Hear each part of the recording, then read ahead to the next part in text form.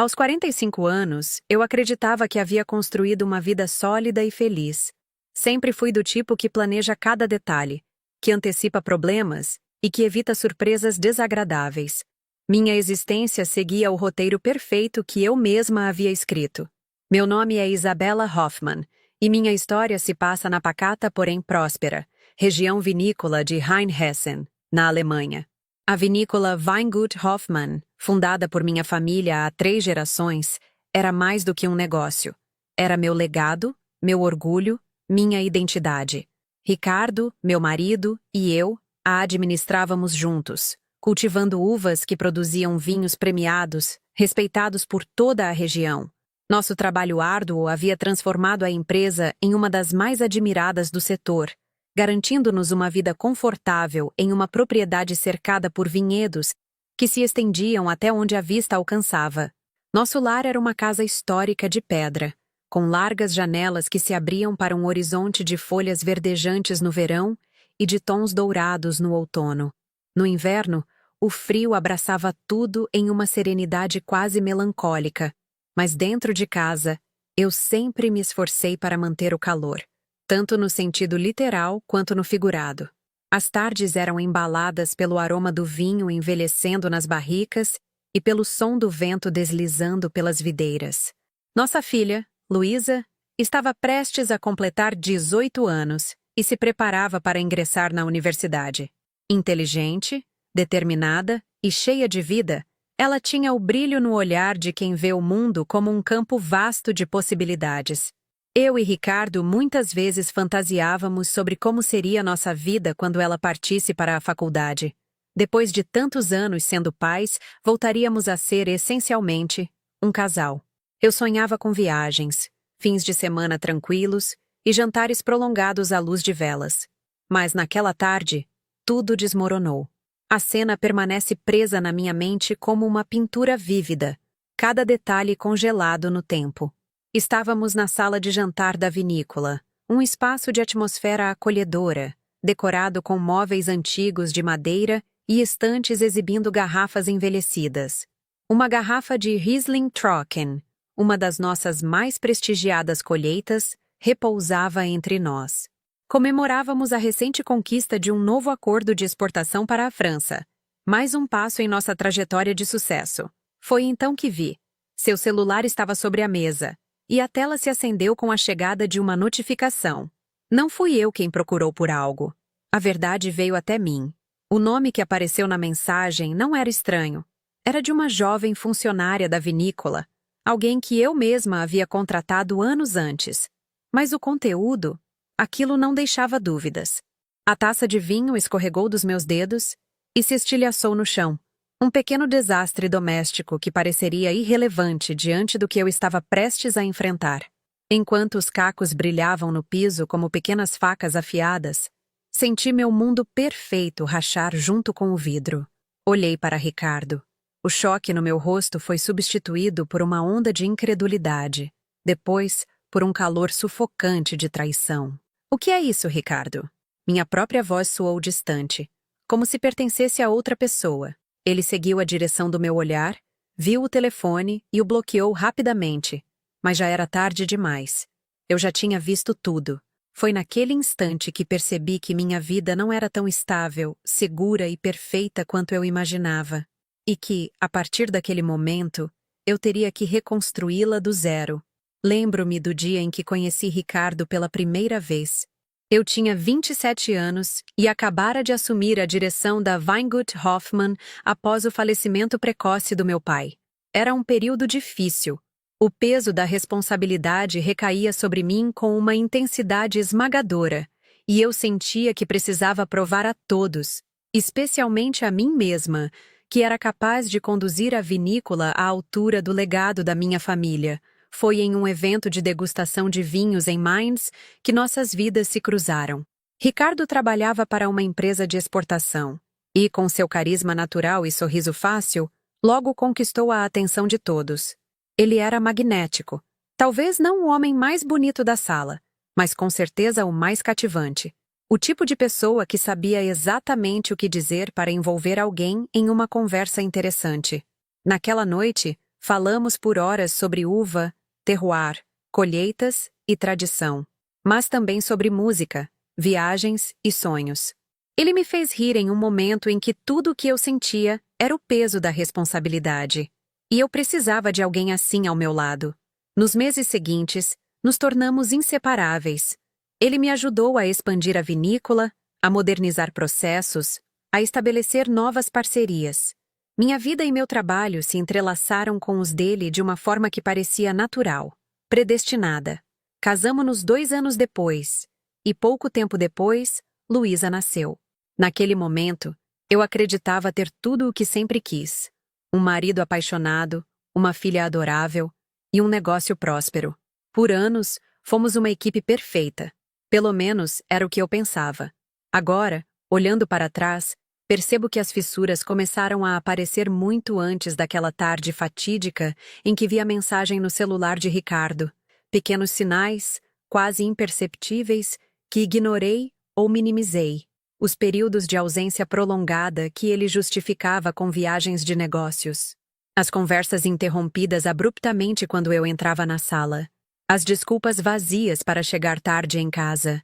As mudanças sutis no olhar dele, como se estivesse em constante conflito interno, preso entre 2 mundos. Luísa percebeu antes de mim. Mamãe, você não acha que o papai anda estranho? Perguntou uma vez, casualmente, enquanto jantávamos juntas em um restaurante na cidade. Estranho como? Questionei, rindo, sem levar a sério. Não sei. Ele parece sempre distraído. E parece distante. Naquela época, ignorei o incômodo que subiu pelo meu peito com a observação dela. Convenci-me de que tudo estava bem, que nossa rotina apenas estava nos afastando temporariamente e que logo encontraríamos o equilíbrio novamente. Mas a verdade é que, quando você ama alguém, às vezes finge não ver o que está bem diante dos seus olhos. E então chegou aquela tarde. Meus olhos corriam sobre a tela do celular de Ricardo como se cada palavra tivesse um peso físico esmagador. Algumas frases, simples e diretas, bastaram para destruir anos de confiança. Eu respirei fundo, tentei manter a compostura, mas meu corpo já tremia. Minha mente girava, recusando-se a aceitar o que via. Algo dentro de mim gritava, mas minha boca permaneceu fechada por um momento interminável. Ricardo percebeu minha reação e seu semblante substituiu rapidamente a despreocupação por um olhar de súbita tensão. Em um reflexo automático, ele pegou o celular, bloqueando-o. Mas nesse instante já era tarde demais para fingir que aquilo não havia acontecido. O que é isso, Ricardo? Minha voz saiu mais firme do que eu esperava. Ele hesitou por um longo segundo antes de soltar um suspiro irritado. Isabela, não tire conclusões precipitadas. Precipitadas? Eu li as mensagens. O silêncio entre nós preencheu a sala como um veneno invisível. Seus olhos se estreitaram, como se calculasse qual abordagem tomar. Mas eu conhecia Ricardo. Conhecia suas expressões, seu jeito de tentar se esquivar quando sabia que estava em desvantagem. Isso não é o que parece. Ele tentou finalmente, a voz forçadamente calma. Soltei uma risada amarga, sentindo meu coração se partir em 1000 pedaços. E o que parece então, Ricardo? Porque para mim parece que você está tendo um caso. O impacto daquelas palavras me atingiu tanto quanto a ele. Lá estava a verdade, exposta no meio da sala, impossível de ser ignorada. Ele suspirou e passou as mãos pelo rosto, como alguém cansado demais para manter uma mentira em pé. Eu queria ouvir uma explicação convincente. Qualquer coisa que tornasse o que eu vi menos doloroso. Mas ele não disse nada. E esse silêncio me disse tudo. O silêncio que se seguiu foi como um vácuo, um abismo negro entre mim e Ricardo. O ar parecia pesado, como se cada segundo que passava sugasse um pouco mais da minha energia. No fundo, eu já conhecia a verdade, mas aceitar era outra história. Meu corpo estava tenso, minhas mãos trêmulas, enquanto eu esperava que ele dissesse algo. Uma justificativa, uma desculpa, uma mentira melhor, qualquer coisa que suavizasse o impacto daquela traição. Mas não veio nada. Apenas um olhar cansado, como se eu fosse a responsável por estragar aquele almoço perfeitamente tranquilo. Diga alguma coisa, Ricardo. Minha voz soou estranha até para mim. Ele franziu a testa e passou a mão nos cabelos, claramente incomodado. O que você quer que eu diga? Foi como se ele tivesse me esbofeteado. O sangue esquentou no meu rosto e senti uma mistura caótica de raiva e tristeza me invadir. Quem é ela? Desde quando isso está acontecendo? Novamente, o silêncio. Havia duas opções diante dele: mentir ou finalmente admitir o que havia se tornado óbvio. Por um momento, achei que ele fosse escolher a primeira. Mas então, após um suspiro longo e pesado, ele soltou a verdade com uma frieza que me congelou por dentro. Isabela, eu não queria que você descobrisse assim. Uma confissão. Sem rodeios, sem tentativas de negá-lo. Como se isso fosse me poupar da dor em que eu já estava mergulhada. Senti um gosto amargo na boca. Tudo o que construímos juntos, tudo o que acreditávamos ser, havia sido destruído em um instante. Eu quero o divórcio. As palavras saíram antes que eu pudesse pensar nelas. Se ele ficou surpreso, não demonstrou. Apenas assentiu lentamente, seu olhar fixo no chão. Nenhuma súplica, nenhum pedido de perdão, nenhuma tentativa de lutar por mim. E isso doeu mais do que tudo. Eu não sei exatamente que reação eu esperava. Talvez um pedido desesperado para que eu reconsiderasse, para que tentássemos consertar isso. Mas Ricardo aceitou minha decisão de forma quase indiferente, como se já tivesse se preparado para esse fim. Levantei-me da cadeira, sentindo meu corpo pesado. A taça quebrada ainda estava no chão, o vinho espalhado como sangue em um quadro dramático. Eu o encarei uma última vez. Nada mais a dizer? Ele respirou fundo. Sinto muito que tenha acontecido assim. E isso foi tudo. A dor era sufocante, avassaladora. Como se alguém tivesse arrancado um pedaço do meu peito e deixado apenas um vazio sem fundo. Mas uma coisa eu sabia. Eu não imploraria, não choraria na frente dele. Eu saí da sala sem olhar para trás. Naquele momento, eu ainda não sabia que essa traição seria apenas o começo da minha queda. O mais cruel ainda estava por vir. Os dias seguintes foram um borrão. Entre a papelada do divórcio, as fofocas que começaram a circular na vinícola e as conversas dolorosas com Luísa, sentia-me como uma estrangeira dentro da minha própria vida. Nada mais parecia meu. No começo, eu insistia em manter minha rotina. Acordava no mesmo horário, percorria os vinhedos como sempre fazia, supervisionava a produção, participava das reuniões. Mas, por dentro, eu estava exausta.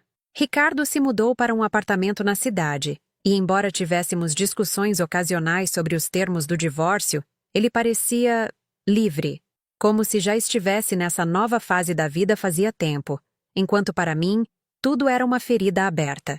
Luísa, por sua vez, oscilava entre raiva e tristeza. Você não devia deixar ele ir embora assim, mãe, ela disse uma noite, enquanto jantávamos apenas nós duas. Como assim? Levantei os olhos do prato.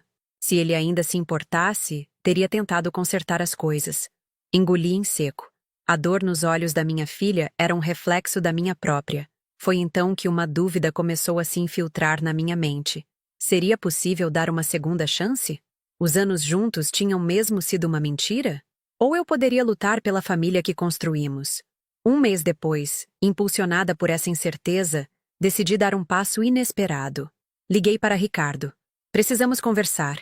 Ele hesitou, mas concordou. Marcamos um encontro em um pequeno café na cidade, longe de olhares curiosos. Meu coração estava acelerado. Meu peito carregava um peso que eu não sabia nomear. Quando ele chegou, notei algo diferente. Ele parecia mais leve. Vestia uma camisa branca dobrada nos cotovelos. Trazia o mesmo perfume amadeirado que sempre usava. Mas algo no seu olhar havia mudado. Isabela. Ele sorriu, mas foi um sorriso cauteloso. Eu não sabia ao certo o que esperava dessa conversa. Talvez uma confissão de arrependimento. Talvez uma chama de esperança que reacendesse o que tínhamos perdido. Mas o que encontrei foi uma verdade que, de alguma forma, eu já sabia, mas me recusava a admitir. Por que você quis me ver? Ele perguntou, apoiando os braços sobre a mesa. Respirei fundo. Quero entender. Ele balançou a cabeça, como se já tivesse ensaiado essa conversa 1000 vezes. Acredite, Eu entendo que isso dói. Eu sei que fui covarde. Mas isso já acabou, Isabela. Nós já acabamos. A firmeza na sua voz foi como um golpe. Ele não tinha dúvidas. Nenhuma hesitação. Nenhum arrependimento visível. Nosso casamento foi uma ilusão para você? Minha voz saiu mais baixa do que eu gostaria. Ele hesitou por uma fração de segundo. Não foi uma ilusão, mas também não era mais o que deveria ser há muito tempo. Simplesmente, deixamos de ser nós. Por mais que doesse ouvir aquilo, era verdade. Suspirei e olhei para fora da janela. O céu de outono estava pintado em tons alaranjados. A cidade seguia seu ritmo indiferente enquanto minha própria vida parecia pausada, prestes a tomar um rumo definitivo. Ricardo não queria voltar, e naquele momento, percebi que talvez eu também não quisesse. Esse casamento já havia morrido antes mesmo de eu descobrir a traição. Eu apenas não tinha coragem de admitir. Era só isso que eu queria saber. Levantei-me, sentindo um alívio inesperado misturado à dor. Talvez essa fosse a minha verdadeira despedida. Achei que esse seria o pior momento da minha vida. Mas estava errada. O destino ainda tinha outro golpe preparado para mim. O golpe veio dias depois. Eu estava sentada na varanda da vinícola, uma xícara de café esfriando entre meus dedos, tentando absorver os últimos acontecimentos, quando meu celular tocou. Era um número desconhecido. Senhora Hoffman? A voz do outro lado era formal, profissional. Lamento entrar em contato desta forma, mas temos notícias sobre Ricardo. O nome dele ainda era um gatilho para mim, mas a frieza no tom daquele homem acionou um alarme interno. O que aconteceu? Houve uma pausa breve antes da resposta, como se ele temesse minhas reações. Seu ex-marido sofreu um acidente de carro ontem à noite. Infelizmente não resistiu. O mundo silenciou. Por um instante não compreendi. O cérebro demorou a processar as palavras, como se estivesse rejeitando a informação. O que? Minha voz saiu sufocada. Sentimos muito. A ligação continuou, mas eu não lembro do resto. Lembro apenas do vazio que me preencheu. Em um rompante, me levantei e comecei a andar para dentro da casa, como se buscar movimento ajudasse a dissipar o choque. Meu coração batia acelerado. Minha respiração estava errática. Minhas mãos tremiam tanto que derrubei a xícara no chão.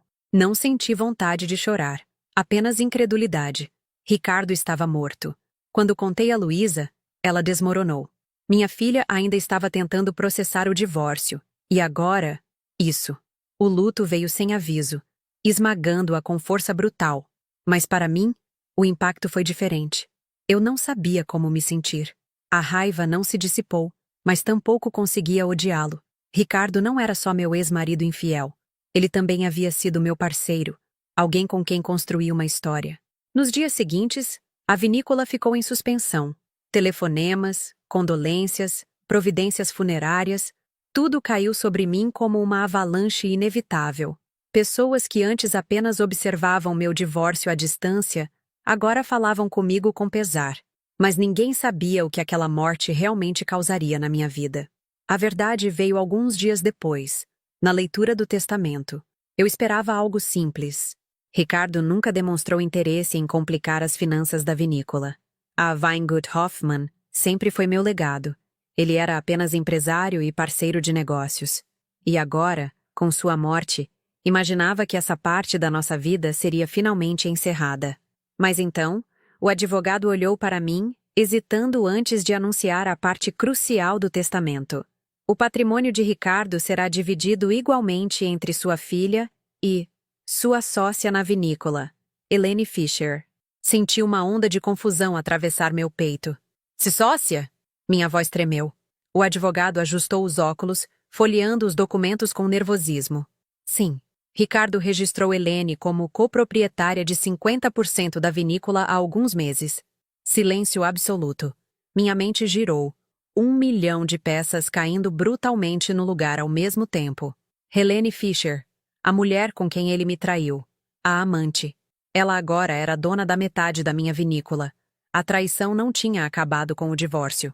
Ricardo, mesmo após a morte, havia destruído meu legado. Minha visão turvou. Meu peito se contraiu em um nó sufocante. Levantei-me da cadeira tão abruptamente que o advogado se assustou. Isso é um erro. Minhas palavras saíram afiadas. Tinha que ser. Receio que não. Ele assinou tudo legalmente. Meu mundo, que já estava em ruínas, agora pegava fogo. Como ele pôde? Como, depois de tudo, ele conseguiu me apunhalar dessa forma? Não apenas me traiu em vida. Ele deixou sua amante com metade do que construímos juntos. Mas se Ricardo pensou que isso iria me destruir, ele subestimou quem eu sou. A raiva queimava dentro de mim como um incêndio incontrolável. Fui traída 2 vezes. Primeiro, como esposa. Agora, como empresária. Como herdeira de um legado que correu pelas veias da minha família por gerações. Não podia aceitar isso. Não aceitaria. Minha primeira reação foi buscar formas de anular o testamento. Passei noites sem dormir, entrando em contato com advogados, estudando documentos, examinando cada linha assinada por Ricardo. Mas tudo estava legalmente sólido. Ele tinha planejado isso com antecedência. Aquilo me doía de formas que eu não conseguia descrever. Significava que não foi um ato impulsivo, não foi um lapso de julgamento.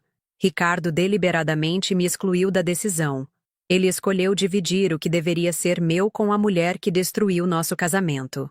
Mas eu não podia me dar ao luxo de apenas sentir raiva. Eu precisava agir. No dia marcado para a primeira reunião oficial entre os novos sócios da Weingut Hoffmann, entrei na sala de conferências decidida. A mesa de madeira maciça estava impecavelmente organizada, um reflexo do que a vinícola sempre representou para mim. Tradição, estabilidade, trabalho árduo. E lá estava ela, Helene Fischer, a mulher que, de muitas formas, havia se tornado minha inimiga invisível.